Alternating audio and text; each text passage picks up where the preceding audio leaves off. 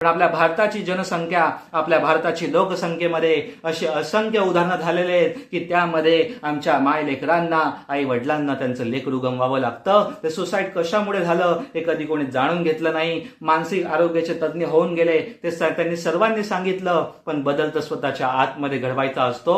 ते सांगतील, त्यांच्यानुसार मार्गदर्शन करतील, पण आताच आपण सुधारायला तयार नाहू तर काय अपेक्षा करावी? एका व्यसनी वडिलांनी काय अपेक्षा करावी की त्याचा मुलगा निर्व्यसनी राहावा?